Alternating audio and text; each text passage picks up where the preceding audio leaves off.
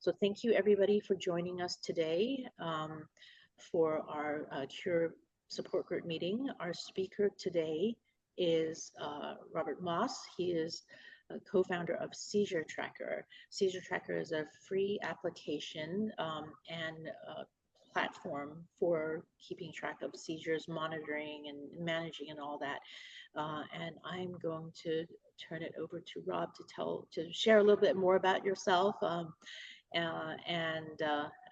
You have the floor. Thanks, Caroline. Thanks all for the opportunity to talk to everyone here. It's important to us, and I'll get into a little bit of a personal story first, and then talk a lot about Seizure Tracker and some of the capabilities.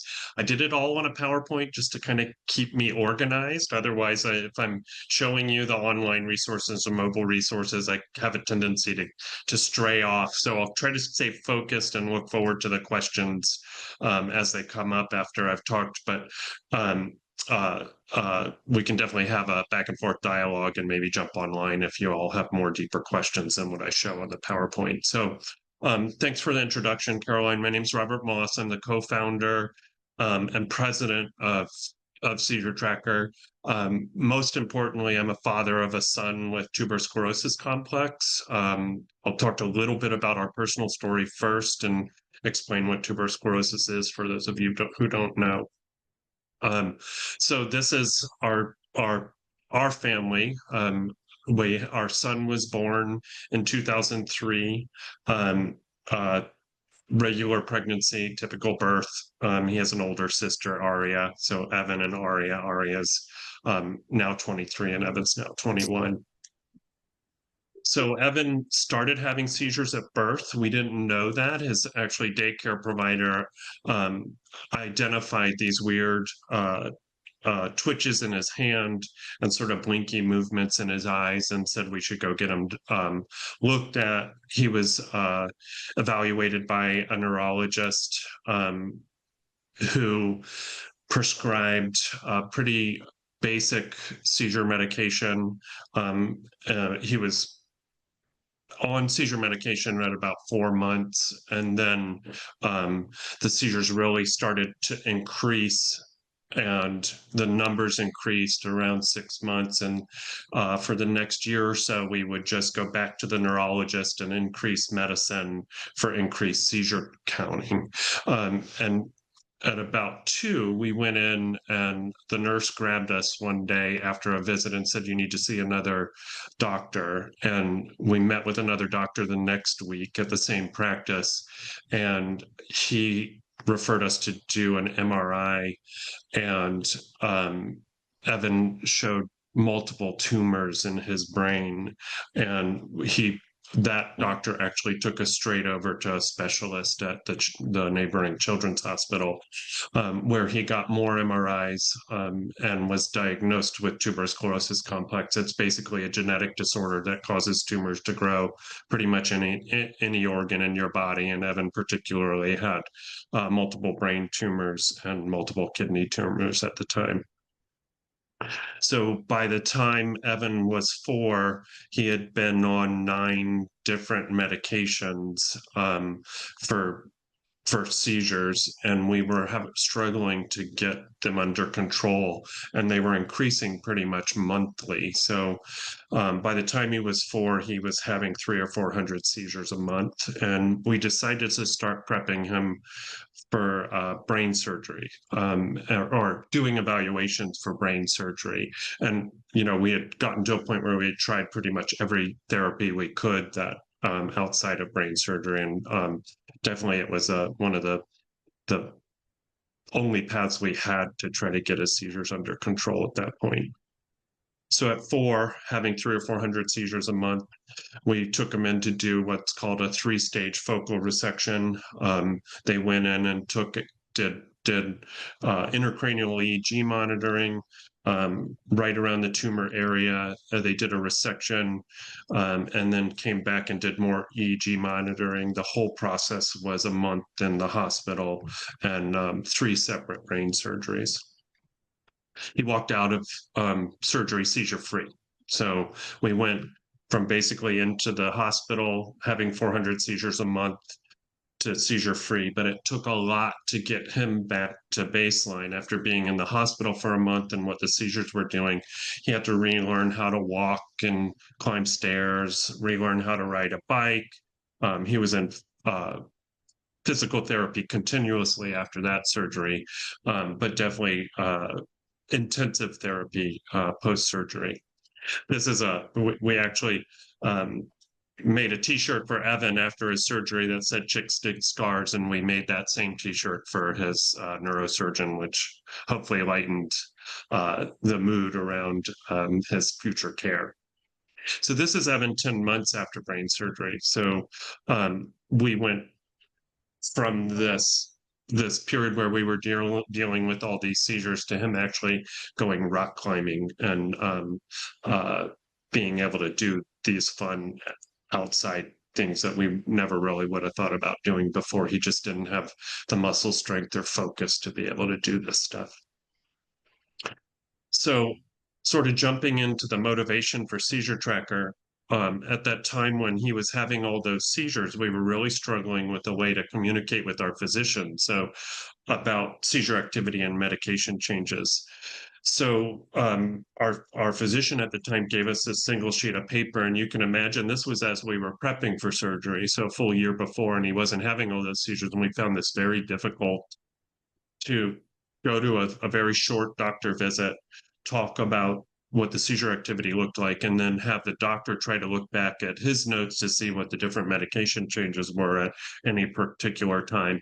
So my wife and I sat down and started working on a website, really just to log Evan's seizures and enter in his seizure activity. We had been collecting his seizures in notebooks, on restaurant napkins, and we'd staple them all together and we'd try to um, organize them somehow to have this conversation. Well, in 2007 or 2006, 2007, we launched the website for us. We were able to enter in Evan's seizures and then chart the seizures. And that really was the idea of how do we get Evan's data into a system that easily visualizes all his data so we can go in and really spend more of that time talking to our doctors about what therapy was successful or not successful.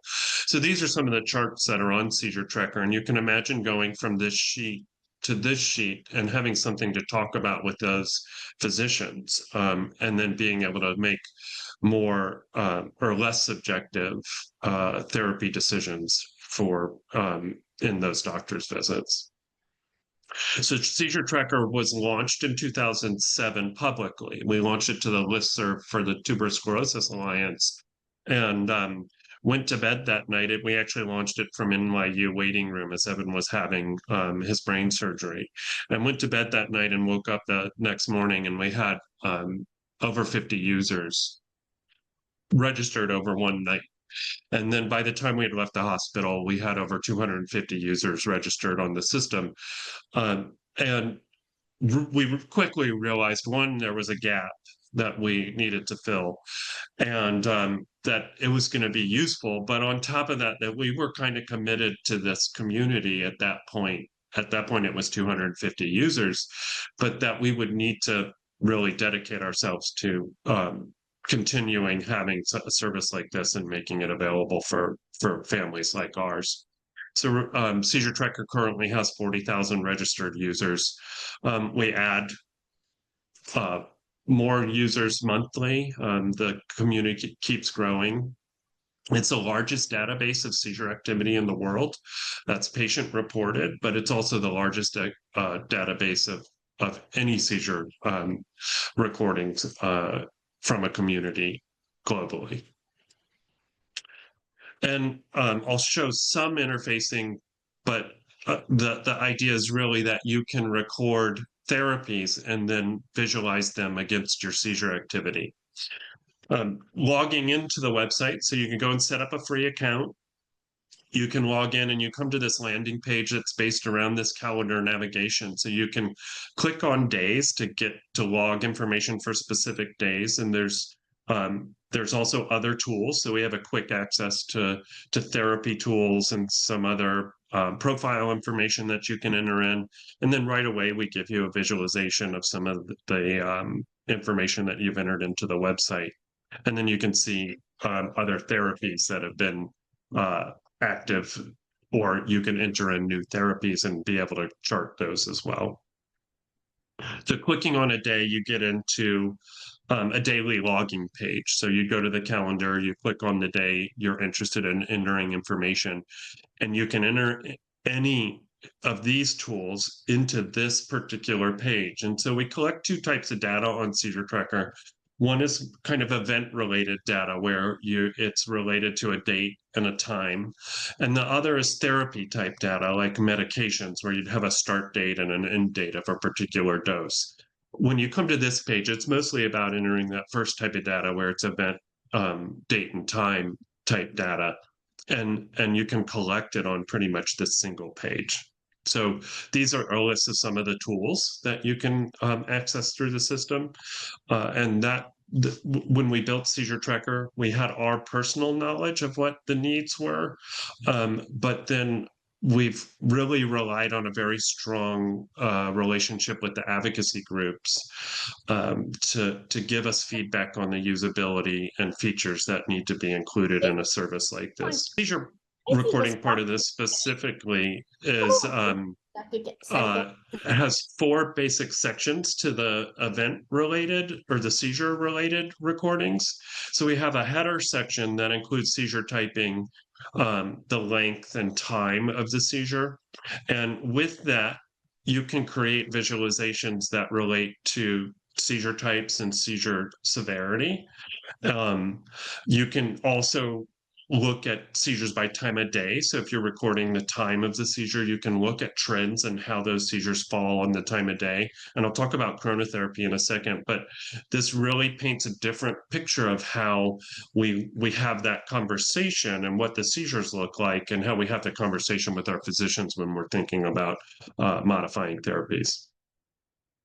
We also really focused on an inclusive data structure. So we went out when we first built the website and collected all the paper diaries we could find and standardized a seizure form that we think is inclusive and has some customization. So you can come in and do some custom fields for each seizure diary and then add in notes for each event.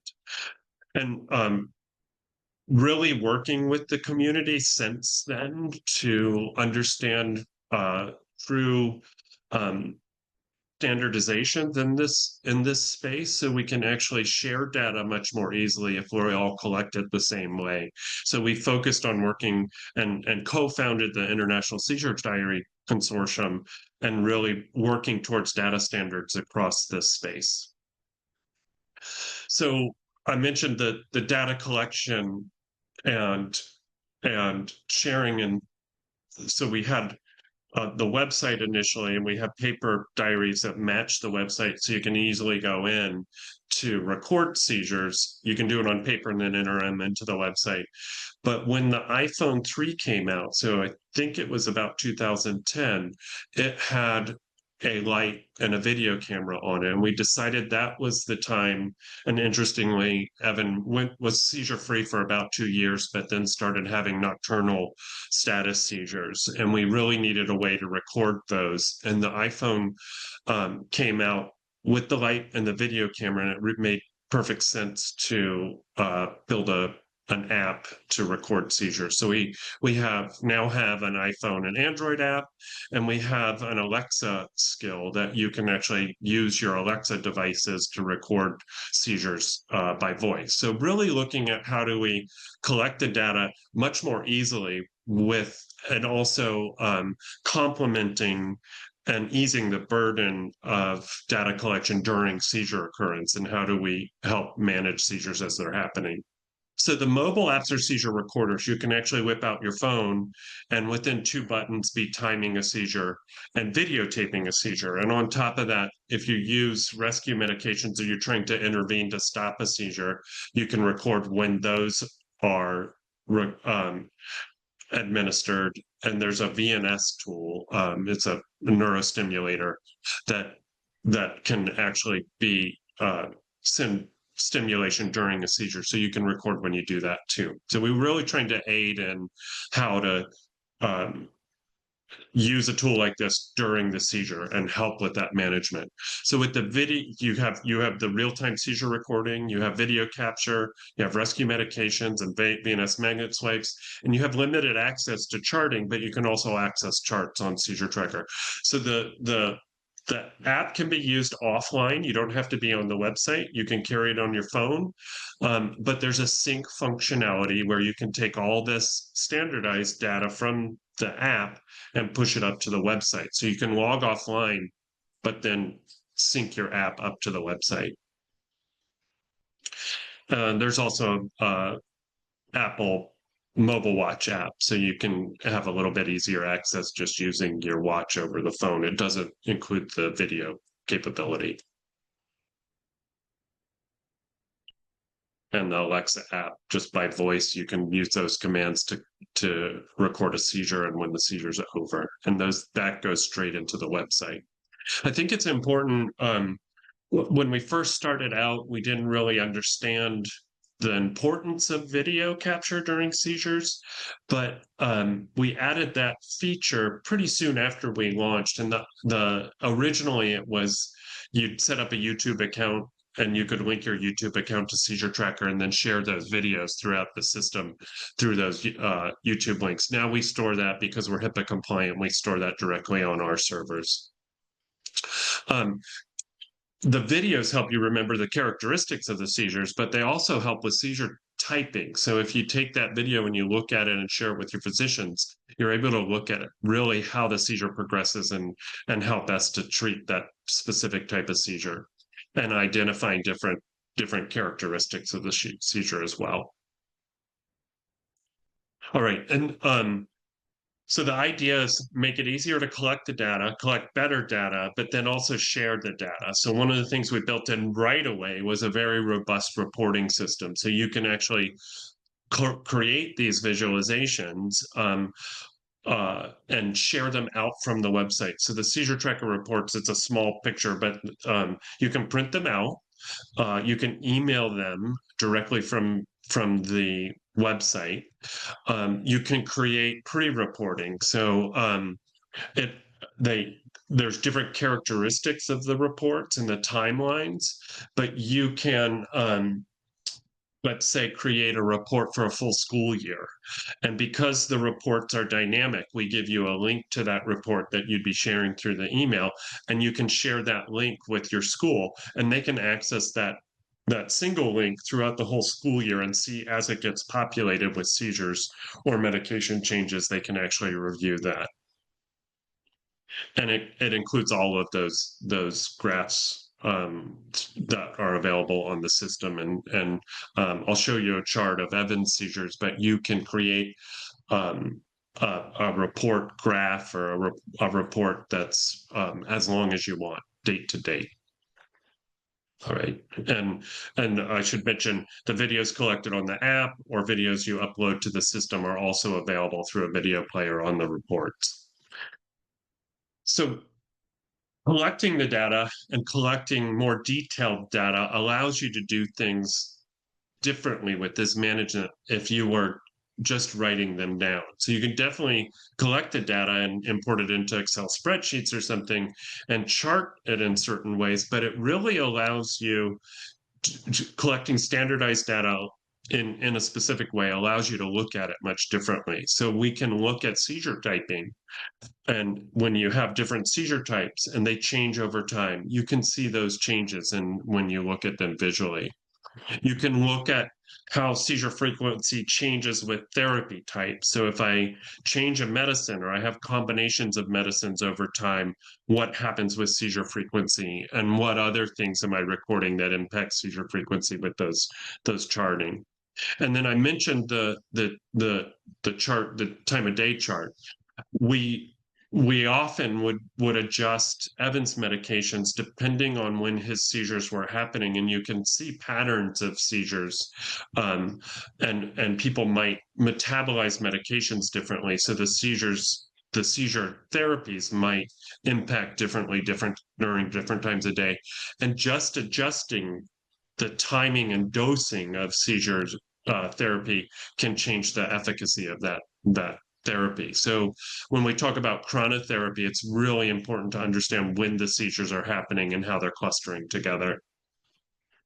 And Evan's seizures, interestingly, after they came back after his first surgery, we definitely would see cycles. So we could look and visualize on Evan's charts when his next seizure was going to happen, and he got into a real routine of having a seizure every 14 days. And that allowed us actually to change up his therapies or even treat for seizures before they happened. So you could actually use a preventative medicine or up dose on medicine depending on long or short cycles, if that makes sense. And I should mention, we work heavily now with the research community. We were approached by researchers as soon as we started collecting this data, wanting access to the data, and that wasn't really our mission.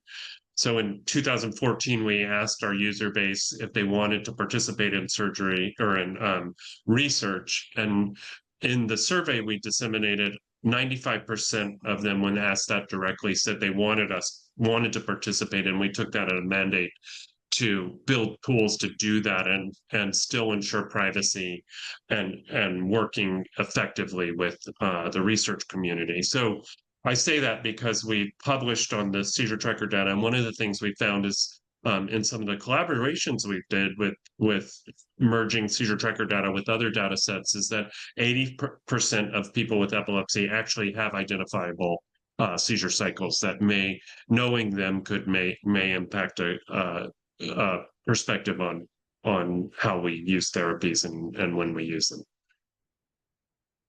And we do study management. So we allow, one of the things we also do is uh, um, try to give our users the access to their data. So you can actually go to Seizure Tracker and download every piece of data you enter in. We have a download tool so you can pull it out and get it in 4 different formats, including Excel or CSV. Um, but we also have a data share system now where we can, Seizure Tracker users can look at some of our data share partners and choose to share their data with them. We also do merges where we can share data with other industry partners. So we have a partnership with NeuroPace, who does responsive neurostimulation, and we share data. Their patients and families can share their NeuroPace data with their doctor, but then also share their seizure tracker data together with their NeuroPace data with their doctor. And then we integrate with hospitals and Epic, so you can share your data directly through MyChart and into the clinic workflow to your doctor. And we built a lot of tools surrounding this concept of seizure event collection and therapy data collection for management of epilepsy. And one of the things that we try to emphasize as important is really having a plan in place for seizures and talking to your doctor about it. And you may have heard about action plans or medical action plans. We built a mapping of uh, a way to collect data in a dynamic way, so it's easy to edit and easy to share. But it helps you have that communication with your doctor about what to do in case of a surgery or in case of a seizure, and how to collect that data and share it. And just to revisit the idea of why we've done what we've done. This is Evan now. He's 21. If you can see his chart, where all those gray blocks were, that was that shows you exactly when he had his second surgery of that 3-stage surgery period and when we had 2 years of seizure freedom. But then you see how things change throughout his life. So actually, I should mention here that we switched from pediatric to adult care, and we were able to use that cycling and have these discussions with our doctor, with Evan's doctor, and Evan had been on an older medication many times before, but our doctor talked us into trying this one medication again. And Evans, I'm knocking on wood, he's been seizure free for 5 years now. So we wouldn't have been able to do this without understanding patterns and being able to have communication about what worked and what didn't work with Evan and his doctors. And uh, we're in a very good spot. I would like to say it was because we were able to collect the data and have those conversations to be able to get to where we are now. So thank you again. I'm happy to answer questions, and we can definitely talk through some of the system and maybe jump online if we want to look at the website live.